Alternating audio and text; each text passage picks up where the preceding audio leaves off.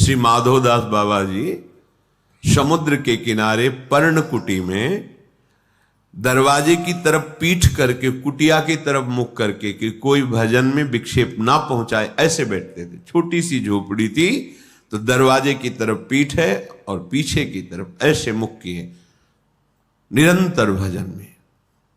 2-2, 3-3 दिन हो जाते, भोजन के लिए भी नहीं जाते।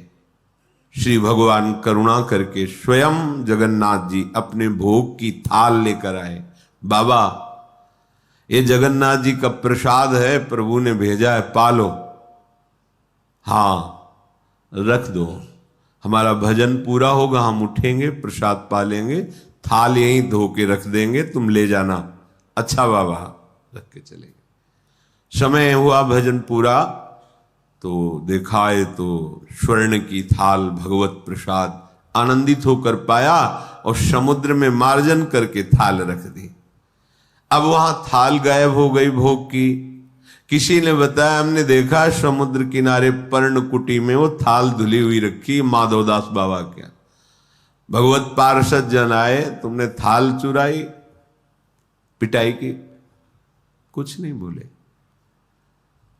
जब भगवान ने भोग प्रसाद दिया तो जैसे उसमें आनंद, ऐसे भगवान के पार्षद धक्का मुक्की करके पिटाई करे, उसमें आनंद। किसने के? उनको ये समझ नहीं है कि ऐसे एकांतिक गर्भगृह से भोग की थाल भला बाबा के, और अगर ले जाते तो सब बाहरी तो बैठे थे ध्यानस्थ कि भगवान भोग आरोग रहे, पार्षद बैठे हुए चिंतन कर रहे, पर वहां प्रभु पिटाई करवाना चाहते थे। नहीं, किसी की ताकत है कोई छूले भक्त को, क्यों करवाना चाहते? अपने भक्त को मान रहित, देह भाव रहित, हृदय में ऐसा महान पुष्ट भगवत प्रसाद पा रहे हैं, भगवत पार्षदों से पिटाई दोनों समान।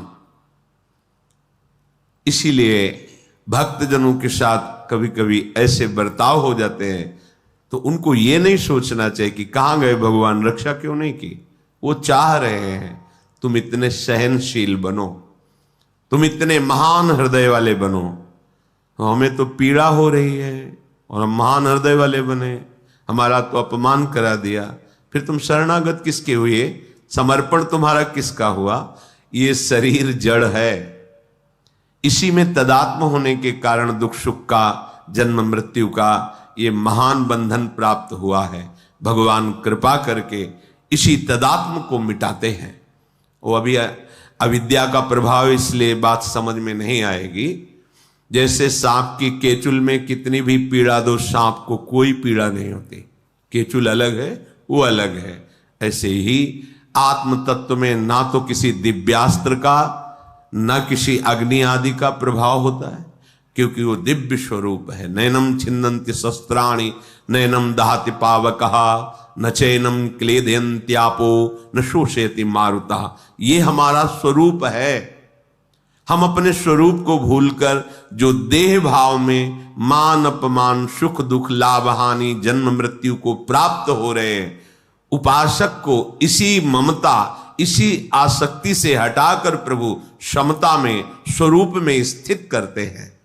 वो जगत गुरु हैं, वो सर्व रूप में हैं, वो काहे को हमें कष्ट देंगे, हमारा माना हुआ भ्रम नष्ट करते हैं। सच्ची मानिए तो श्रीपाद कह रहे, शिलावन निश्चेष्ट पर वपुषि बाल लव विधौ। जैसे किसी पत्थर पे चोट पहुंचाए तो कोई फर्क नहीं पड़ता, ऐसे ही उपासक को होना चाहिए।